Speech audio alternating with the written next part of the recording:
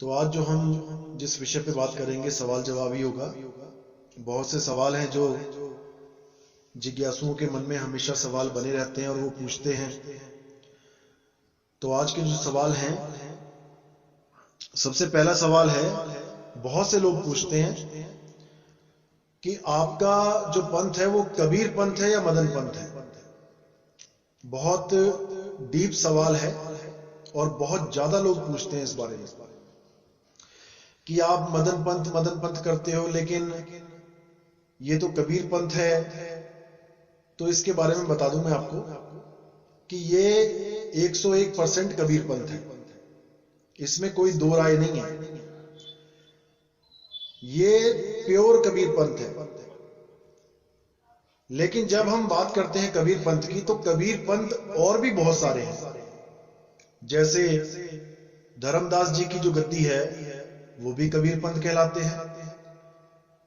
गरीबदास जी की जो गद्दी है वो भी कबीर पंथी कहलाते हैं।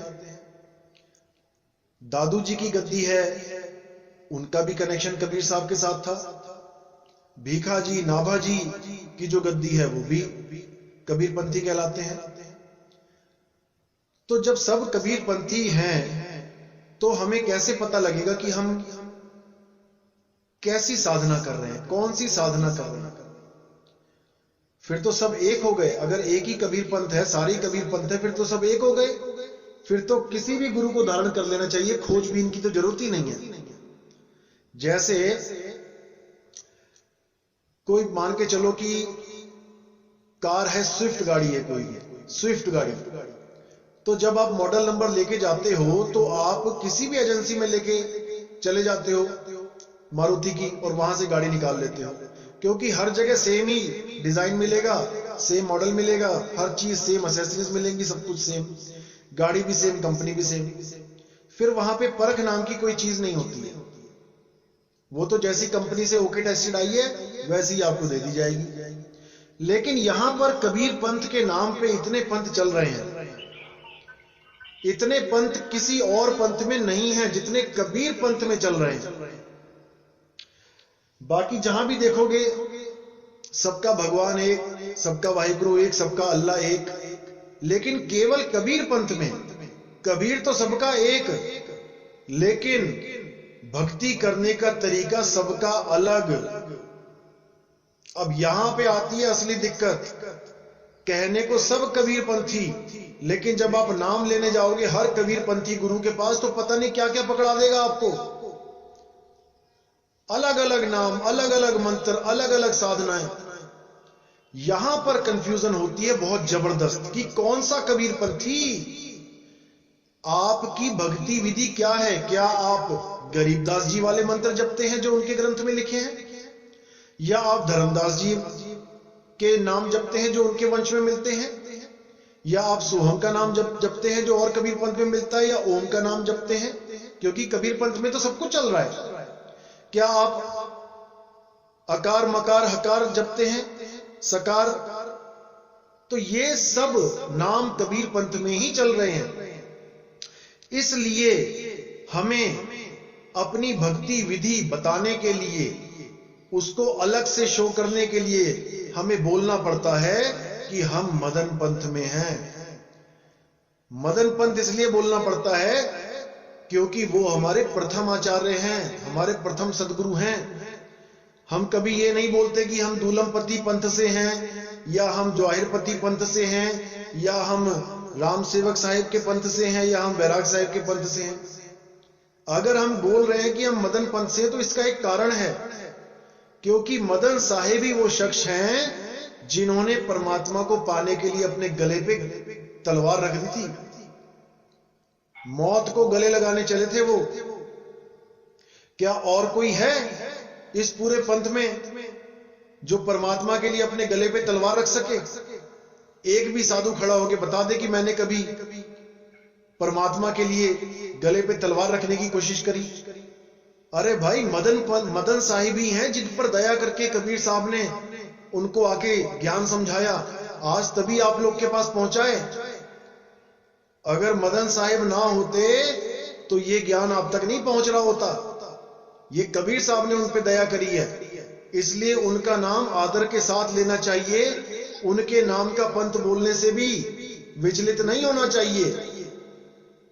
जैसे दादू पंथी कहलाते हैं, घीसादास पंथी कहलाते हैं, गरीबदास पंथी कहलाते हैं, तो उनके प्रथम गुरु के नाम से पंथ चल रहा है ना। जब उन लोगों को शर्म नहीं आती है अपने आप को दादू पंथी कहने में, घीसा पंथी कहने में, गरीबदास पंथी, धर्मदास पंथी कहने में, तो हमें किस बात की शर्म है भाई। असल में हमारा पंथ कबीर पंथ ही है, असली कबीर पंथ, जहां पे सार शब्द का भेद है, अकह अनाम का भेद है, नी शब्द का भेद है। लेकिन हम मदन साहिब के पंथ से हैं, इसलिए हम बाकियों से अलग हैं। कोई हमें ये नहीं कह सकता कि ये घीसा पंथी हैं, ये दादू पंथी हैं, ये गरीबदास पंथी हैं।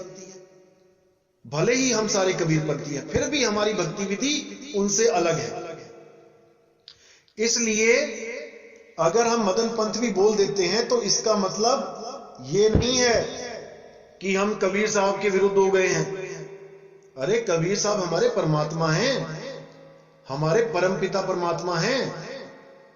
जैसे हम सारी दुनिया में जितने भी जीव हैं, सबका मालिक एक है, सबका पिता एक है। लेकिन मेरे भाई, जब स्कूल में एडमिशन कराने जाते हो, जब राशन कार्ड लेने जाते हो, वहां बनवाने जाते हो, तो पिता का नाम परमात्मा नहीं लिखते वहां पे। कोई पूछता है तुम्हारा पिता का नाम क्या है, तो वहां ये नहीं लिखते कि परमपिता परमात्मा हमारा पिता है, जबकि परमपिता परमात्मा सबका पिता है। फिर भी हम उसका नाम लिखते हैं जिसकी वजह से हम इस दुनिया में आए हैं, अपने पिताजी का नाम। इसी प्रकार हमें शर्म नहीं आनी चाहिए कि अगर हम मदन पंथ भी कहते हैं अपने आप को, तो हम कबीर पंथी हैं, लेकिन भक्ति विधि के द्वारा हम बाकियों से अलग हैं। हम मदन पंथ की भक्ति विधि अपना के बैठे हैं, जो मदन साहिब के पंथ में बताई जाती है। इसलिए आप दोनों ही बोल सकते हो। अगर आपको नहीं अच्छा लगता मदन पंथ कहना, तो आप कबीर पंथ कह दो, कोई बात नहीं। इसमें कोई वैर विरोध नहीं है किसी के साथ। असल में हम कबीर पंथी ही हैं, लेकिन हमारे प्रथम गुरु मदन साहिब हैं, इसलिए हमें उनके नाम लेने में कोई शर्म नहीं आती भाई। अगला सवाल है, आपके पंथ में कई लोग आ को सार शब्द बोलते हैं, कई लोग झनकार को। इस सवाल का भी जवाब मैं कई बार दे चुका हूं, फिर से क्लियर कर देना चाहूंगा। देखो जी, चाहे आ बोलो, चाहे बोलो झनकार, चाहे बोलो राम, चाहे बोलो वाहेगुरु, उसको कुछ भी बोलो, असली चीज तब पता लगेगी जब आप उसको प्राप्त कर लोगे। जब गुरुजी ने आपको विधि बता दी, भेद बता दिया, उसके बाद आपको इन चक्करों में नहीं पड़ना चाहिए कि वो क्या है। उसको प्राप्त करके खुद अनुभूति करनी चाहिए कि जो गुरुजी ने मुझे शब्द का भेद बताया है, वहां पर शब्द है भी कि नहीं। जब वो शब्द प्रकट हो जाएगा तो तुम खुद ही जान जाओगे कि वो आ है कि झनकार है कि पा है कि का है कि खा है। झगड़ा वो लोग करते हैं जिनका कभी शब्द प्रकट नहीं हुआ, जिनको एक पल का भी अनुभव हो गया हो ना, एक पल का, सिंगल सेकंड का भी, उनके झगड़े खत्म हो जाते हैं। वहां पे फिर नाम की कोई वैल्यू नहीं रहती है, वहां पे वस्तु की वैल्यू होती है। जो वस्तु आपको मिली है, आप उसको जानो, और वो अनुभव कोई बता नहीं सकता किसी को कि वो अनुभव बताने में आ जाएगा कि आप कह दोगे कि वो आ की तरह है। जो बताने में आ गया वो अनुभव है ही नहीं, उसका तो केवल संकेत होता है। और वो संकेत कैसे दिया जाता है, ये सतगुरु को भली भांति पता है। तो इसीलिए इस झगड़े में नहीं उलझना है कि वो झनकार है कि वो आ है। झनकार इसलिए बोल दिया जाता है कबीर साहब की वाणियों में, गरीबदास जी की वाणियों में, जवाहिर पति साहिब की वाणियों में झनकार शब्द प्रयोग किया गया। क्यों? इसके पीछे बहुत बड़ा कारण है। अगर हम उसको आ बोलेंगे तो आ तो लिखने में आ जाएगा, कोई भी लिख सकता है आ को, तो फिर वाणी गलत हो जाएगी कि वो लिखने बोलने पढ़ने में नहीं आता, फिर तो वाणी झूठी सिद्ध हो गई। अगर आपने लिख ही दिया उसको तो वो अलेख कैसे हुआ? फिर हम कैसे कहेंगे कि 52 आखर लेख राम रंग हो रही हो, वो आखर या में ना ही राम रंग हो रही हो? फिर हम कैसे उसको कहेंगे कि 52 अक्षर लोक तरह सब कुछ इन्हीं माही, ये आखर खिर जाएंगे, वो आखिर इनमें नाही। फिर कैसे कहेंगे हम ये बात? अब जो झनकार होती है, झनकार को समझ लो क्या होता है। झनकार कई लोग सोचते हैं कि जैसे पीछे ड्रम बजता है, झनकार बीट्स, जैसे पुराने गानों में झनकार डाल के नए बना देते थे कई लोग। अरे भाई ये झनकार नहीं है वो, अगर कोई इस गलतफहमी में रहता है कि वो झनकार है। अब कई जगह वाणी आती है, नाम अखंड और सब खंडा और सार शब्द गरजे बरमंडा। अब वहां पे लिखा है गरजे। अब गर्जना क्या होता है? बादल गरजते हैं। अब कबीर साहब की वाणी काट के दिखाओ, वहां पे लिखा है गरजे बरमंडा, यानी वो गर्जना कर रहा है। अब जब गर्जना कर रहा है जैसे बादल गरजे, अब आप उसको लिख के दिखाओ वो कैसे गरजे? नहीं लिख सकते। इसीलिए कई जगह गर्जना लिख दिया है, कई जगह झनकार लिख दिया है। रुंझुन सार शब्द झनकारा, पावेगा कोई संत प्यारा। जवाहिरपति साहिब की वाणी है, हमारे जो बीरापुर गद्दी है जिनके नाम से चल रही है, उनकी वाणी है। उन्होंने भी यही बोला कि भाई वो अनुभूति का विषय है। पावेगा कोई संत प्यारा, पावेगा, सुनेगा नहीं कि मैंने कान से बोल दिया आ, मुंह से बोल दिया आ, और तुमने कान से सुन लिया आ, हो गया काम। इसको प्राप्ति नहीं कहते हैं। पावेगा कोई संत प्यारा, जो सूरत को शब्द में लगाएगा, जो आठों पहर उसमें रमेगा, उस पर मालिक की दया होगी। खुद नहीं प्राप्त कर सकता कोई, कि कोई सोचे कि मैं प्राप्त कर लूंगा, 2 महीने में प्राप्त कर लूंगा, 5 महीने में, साल में प्राप्त कर लूंगा, 2 साल में कर लूंगा। जो ये सोच के बैठा है कि मैं कर लूंगा, वो कभी नहीं कर पाएगा भाई। उसके आगे सरेंडर करना पड़ता है। अंधा कभी आंख वाले को नहीं पकड़ सकता, सरेंडर करना पड़ता है। भाई मैं हारा, तू जीता, आजा कहां है तू, तब वो दया करता है। इस अकड़ में ना रहे कोई कि मैं तो 1 महीने में, 1 साल में प्राप्त कर लूंगा, 2 साल में प्राप्त कर लूंगा। बहुत से नाम लेके गए और 2-2 साल हो गए उनको, और ये कह के गए थे हम तो 1 महीने में आपको खुशखबरी दे देंगे। आज तक नहीं आई उनकी खुशखबरी, क्योंकि वो ये सोच के बैठे हैं कि हम पकड़ लेंगे उसको, जबकि वो टोटल दया पे काम करता है। उसकी दया होती है तब होता है। आपने तो केवल सरेंडर करना है अपने आप को। जिसने सरेंडर करना सीख लिया उस पर दया हो जाएगी। गुरु के आगे सरेंडर, परमात्मा के आगे सरेंडर करना ही पड़ेगा, तभी बात बनेगी। तो अगला सवाल है, आपका कबीर पंथ बाकी कबीर पंथ से अलग कैसे है? जैसे मैंने अभी बताया कि बहुत से कबीर पंथ हैं।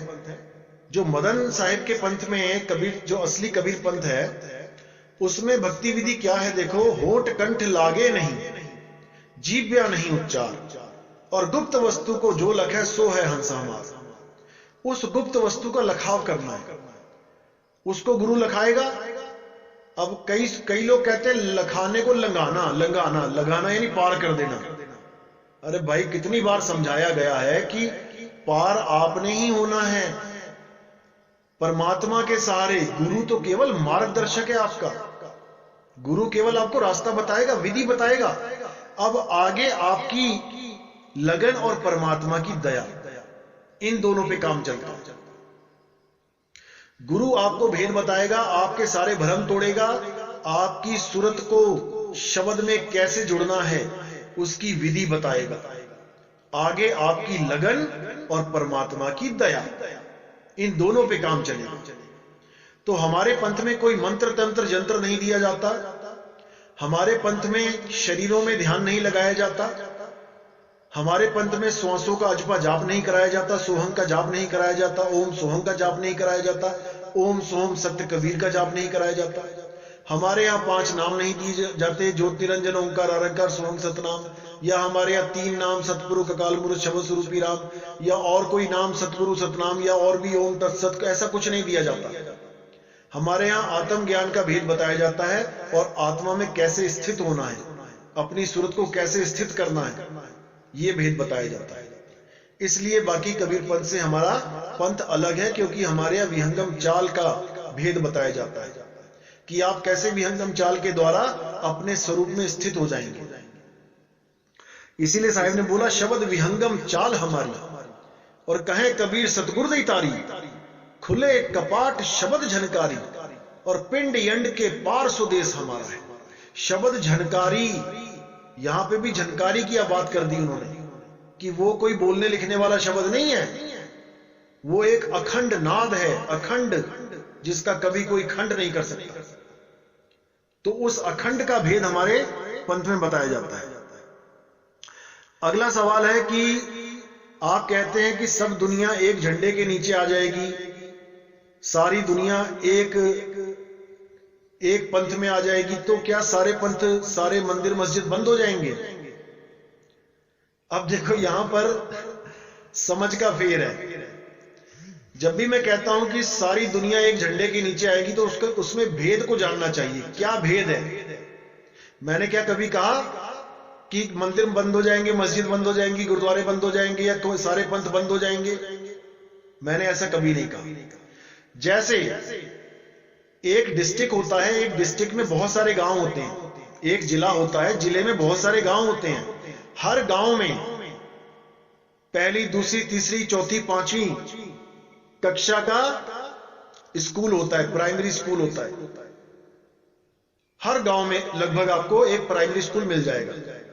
उसके बाद तहसील, जैसे मान के चलो गांव में 5वीं या 8वीं तक है, उसके बाद जो 10वीं होती है और 12वीं होती है वो तहसील में जाते हैं गांव को छोड़ के, क्योंकि गांव में 12वीं नहीं है। तो गांव वाले बच्चे, यानी कि कम से कम 100-150 गांव एक तहसील में होता है, और वो 100-150 गांव के बच्चे फिर एक तहसील में जाते हैं। अब वो सारे गांव के बच्चे कहां गए? एक झंडे के नीचे। वो झंडा कहां पे? वो तहसील में है। अब हर जिले में 5-7 तहसीलें होती हैं। अब वो तहसीलों में जो बच्चे पढ़ रहे हैं, कॉलेज होता है तहसीलों में, कोई बीएससी, बीकॉम, कोई डिग्री कॉलेज हो गया। अब उसके बाद जो होता है मेन, कोई एमबीबीएस, कोई इंजीनियरिंग कॉलेज, ये तहसीलों में नहीं मिलेंगे आपको, ये मिलेंगे मेन सिटी में। मेन सिटी के अंदर, वो भी प्रदेश में, जैसे एक प्रदेश में जो कैपिटल है प्रदेश की, जैसे यूपी की लखनऊ है, तो लखनऊ में आपको तमाम कॉलेज मिलेंगे, जो वो कॉलेज गांव में नहीं है। अब उन कॉलेजों में पहुंचने के लिए कितने सैकड़ों गांवों में से बच्चे आ रहे हैं वहां पर। अब वो सारे एक झंडे के नीचे आ रहे हैं। इसका मतलब ये नहीं है कि वो स्कूल में जो प्राइमरी, वो गांव में जो प्राइमरी स्कूल थे वो बंद हो गए। वो बंद नहीं होंगे भाई, बच्चे तो पढ़ते रहेंगे, लेकिन आगे बढ़ते रहेंगे, और बढ़ के लास्ट में जब पीएचडी पे पहुंचेंगे, तब वो सारे बच्चे तमाम गांव में से, तमाम पंथों में से आके एक झंडे के नीचे बैठ के पढ़ाई करेंगे। तो ये जो हमारा पंथ है, ये पीएचडी का ज्ञान समझो। अलग अलग पंथों के, अलग अलग धर्मों के लोग आके अब यहां पर एक झंडे के नीचे, एक छत के नीचे बैठ के भक्ति करेंगे। इसका मतलब ये नहीं कि जो पंथ वो छोड़ के आए थे वो बंद हो जाएंगे, ऐसा नहीं है। लेकिन उन्हीं पंथों में से लोग आगे बढ़ जाएंगे, एक झंडे में आएंगे, अलग अलग पंथों के लोग। अब इस समय आप यकीन करो कि ऐसा कोई पंथ नहीं है इंडिया में जिन पंथों के लोगों के मुझे फोन नहीं आते कि भैया हमें इस पंथ से जोड़ दो। अब इसका मतलब यही है कि सब एक झंडे के नीचे आने को तैयार हैं। इसमें कोई अहंकार वाली बात नहीं है कि मैं कोई अहंकार वाली बात कर रहा हूं कि सब एक झंडे के नीचे आएंगे। अरे भाई, सब एक ज्ञान के नीचे आएंगे, सब एक भक्ति विधि के नीचे आएंगे, अलग अलग पंथों से। इसको गहराई से समझना है।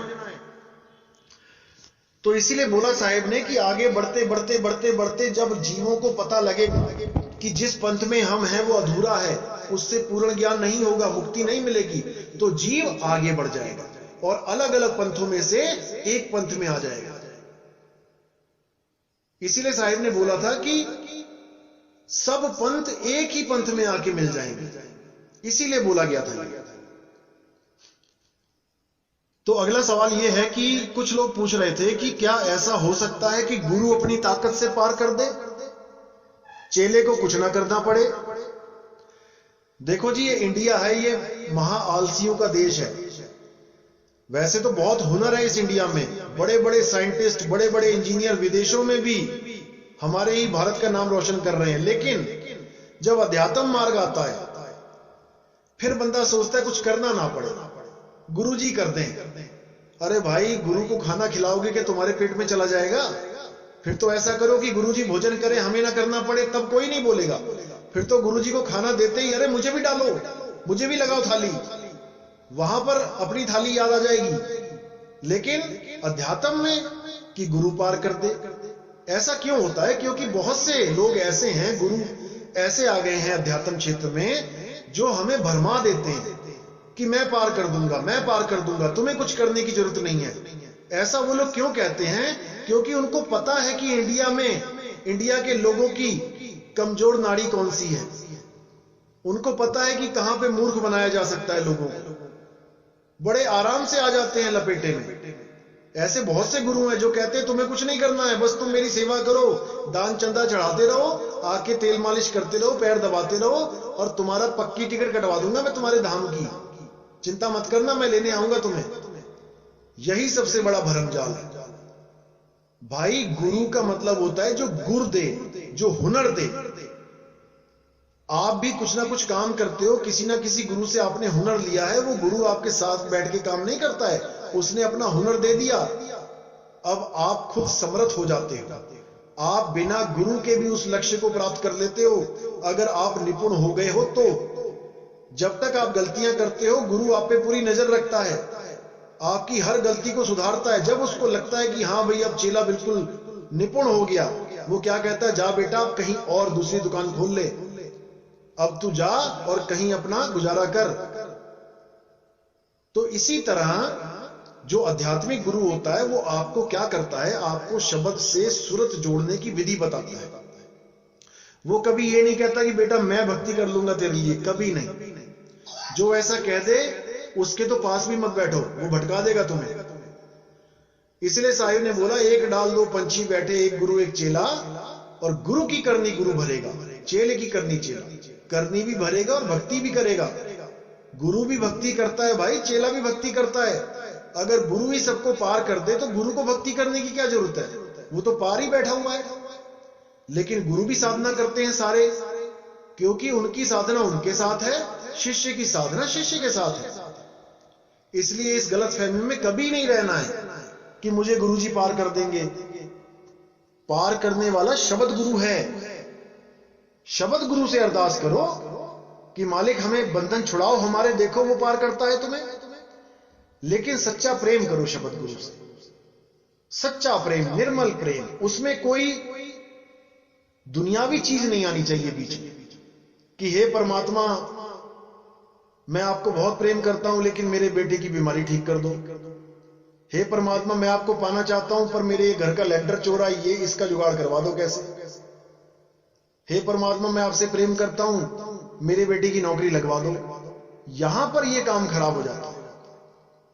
वो आपके बिना बोले ही जानता है कि आपको क्या चाहिए क्या नहीं। बिन बोले सब कुछ जानता, किस आगे कीजिए अरदास। लेकिन हम उसको एक बच्चा समझ लेते हैं कि उसको बिना बोले पता नहीं लगेगा। जैसे हम अपने बच्चे को, कोई बच्चा घर से निकलने जा रहा हो तो हमें पता होता है कि वो घर से बाहर जा रहा, हम कहते हैं ध्यान से जाना। कहने का मतलब कि जब तक मैं ये नहीं बोल दूंगा ध्यान से जाना, वो अपना ध्यान नहीं रख सकता। हमने बच्चा समझ लिया परमात्मा को कि हम जब तक बोलेंगे नहीं वो सुनेगा नहीं। यही हमारी गलतफहमी है, यही हमारा सबसे बड़ा जो हमारी भूल है। वो घट घट की पटपट की जाने, वो सब जानता है, बस उसके आगे सरेंडर करना सीखो कि तेरा पढ़ा मीठा लाग गया, जो हो रहा है होने दो, बस पानी की तरह बहते चले जाओ, फिर देखो क्या आनंद आता है परमात्मा में। बस उसको याद रखो, सारे काम करते चलो और उसको याद रखो, उसको एक पल मत भूलो। बस उसके बाद देखो कि क्या आनंद है जीवन में। ऐसे जिंदगी की गाड़ी चलेगी कि आपको पता भी नहीं लगेगा कि मैं जी भी रहा हूं कि नहीं। इतनी स्मूथली चलेगी लाइफ आपकी, सारे झंझट सब परेशानियां खत्म। बस असलियत में आके जियो एक बार, असलियत में आके। तो आज का सत्संग यही समाप्त करते हैं। बोले सतगुरु बंदी छोड़ कबीर साहिब की।